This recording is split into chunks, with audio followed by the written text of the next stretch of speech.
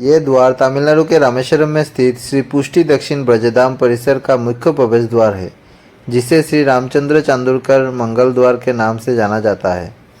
पुष्टि का अर्थ है भगवान की विशेष कृपा या अनुग्रह। यह स्थान पुष्टि मार्ग यानी वल्लभ संप्रदाय से जुड़ा है, जिसकी स्थापना 16वीं शताब्दी में श्रीमद् वल्लभाचार्य ने की थी। इस परिसर को दक्षिण भारत में ब्रज यानी कृष्ण की लीला स्थली के अनुभव के रूप में स्थापित किया गया है।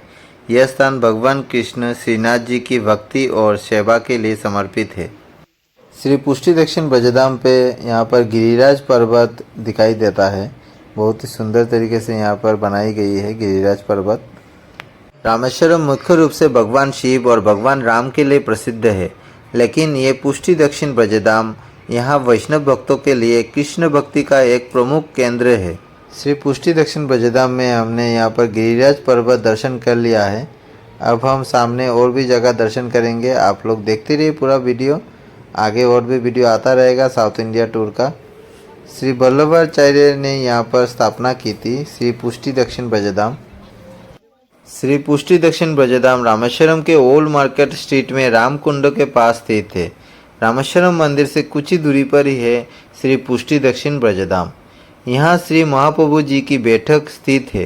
पुष्टि मार्ग के प्रवर्तक श्री वल्लभाचार्य जी ने अपने जीवन काल में भारत की 3 परिक्रमाएं की थी।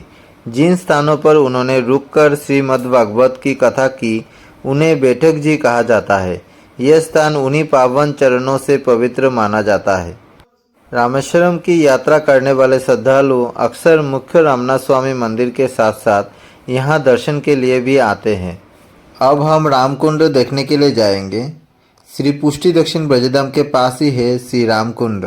अब हम रामेश्वरम के रामकुंड के सामने आ चुके हैं। रामेश्वरम में स्थित रामकुंड का संबंध रामायण काल से है। मान्यता के अनुसार लंका विजय के लिए समुद्र पर राम सेतु बनाने से पहले भगवान श्री राम ने इसी कुंड के जल से स्नान किया था। ये कुंड पवित्र रामनाथ स्वामी मंदिर के मुख्य परिसर में स्थित 22 तीर्थम यानी कुंडों में से एक है। जय श्री राम, जय बजरंग बली हनुमान। यही वो कुंड है जहाँ पर श्री राम जी ने स्नान किए थे। रामेश्वरम के रामकुंड का दर्शन हमारा हो चुका है। अब हम चले जाएंगे राम सेतु बनाने वाला जो तैरता हुआ पत्थर वो देखने के लिए। अब हम आ चुके हैं राम सेतु बनाने वाला जो तैरता हुआ पत्थर है वो देखने के लिए, और हनुमान जी की यहाँ पर बहुत बड़ी प्रतिमा है वो देखने के लिए अब हम जा रहे हैं। यहाँ हनुमान जी की पंचमुखी प्रतिमा है। जय श्री राम, जय बजरंग बली हनुमान। इस तरफ राम सेतु बनाने वाला तैरता हुआ पत्थर रखा हुआ है। यहाँ पर वीडियो करना अलाउ नहीं है, इसलिए मैं आप लोगों को वीडियो शेयर नहीं कर पा रहा हूँ, लेकिन मैं देख के आया हूँ। यहाँ पर अभी भी पत्थर तैरता है। यहाँ पर नटराज की बहुत बड़ी प्रतिमा है। अब हम रामेश्वरम के लक्ष्मण कुंड देखने के लिए आ गए हैं। रामेश्वरम में स्थित लक्ष्मण कुंड का मुख्य संबंध रामायण काल से है। मान्यता है कि लंका विजय के बाद जब भगवान राम, माता सीता और लक्ष्मण जी रामेश्वरम लौटे, तब लक्ष्मण जी ने इसी स्थान पर स्नान कर शिवलिंग की पूजा की थी।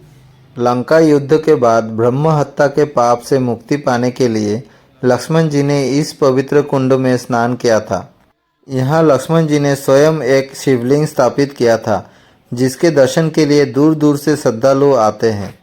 रामनाथ स्वामी मंदिर परिसर के मुख्य 22 पवित्र कुंडों में से एक लक्ष्मण कुंड भी है। ऐसा माना जाता है कि लंका जाने से पहले अपनी सेना की प्यास बुझाने के लिए भगवान राम ने अपने बाणों से इन कुंडों का निर्माण किया था। लक्ष्मण कुंड दर्शन करने के बाद अब हम जाएंगे विभीषण जी की राज्याभिषेक जहाँ हुई थी वहाँ पर। अब हम जाएंगे कोथंडरामार टेम्पल पे। आप लोग देखते रहिए आगे वीडियो, और भी वीडियो आता रहेगा साउथ इंडिया टूर का। अब हम चले जा रहे हैं फिर से ऑटो से। हमने पूरे दिन के लिए ऑटो